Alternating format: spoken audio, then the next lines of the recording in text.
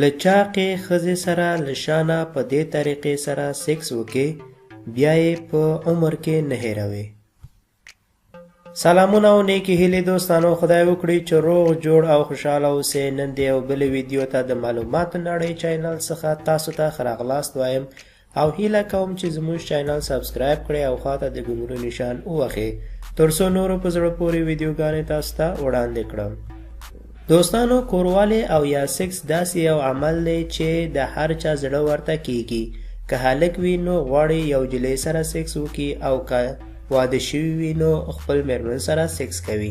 خو واده شوي کسان همیش له شرمګانه ګټه پورته کوي، ولې چې کوم مشکل نشته ورته، له شانه سیکس کول ورته حرام دی. خو هلکان چې جلۍ سره سیکس کوي ډېری غواړي چې له شانه ورسره سیکس وکړي، ولې چې دوی له مخې نه سیکس نشي کولی چې د جلۍ د بکارت پرده کیږي. ډېر په مشکل سره جلۍ دې کار ته راضي کوي چې له شانه سیکس وکړي ورسره، په سر د دې چې درد کوي جلۍ بیا هم دې کار ته راضي کیږي.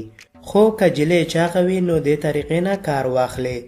جلۍ په څلورو کې او د هغې کونه په واسلین او یا داسې کریم چې ډېر خوین وي غوړ کې، او مخکې له دې نه چې کوتک له شانه داخل کوي باید خپل کوتک هم ښه غوړ کې او په لومړی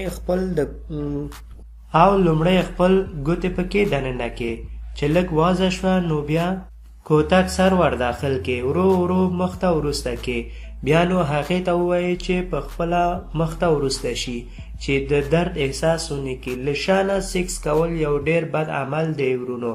د دې عمل ضررونه ډېر دي چې انسان په سرطان اخته کوي. دا عمل هیڅ کله هم ونه کړي. دا و زموږ نننۍ ویډیو. مننه دوستانو چې ویډیو مو وکتله. دوستانو که ویډیو مو خوښه شوې وي نو تاسو نه هیله کوم چې ویډیو لایک او شیر یې کړئ تر څو نور دوستان هم ترې ګټه پورته کړي. مننه.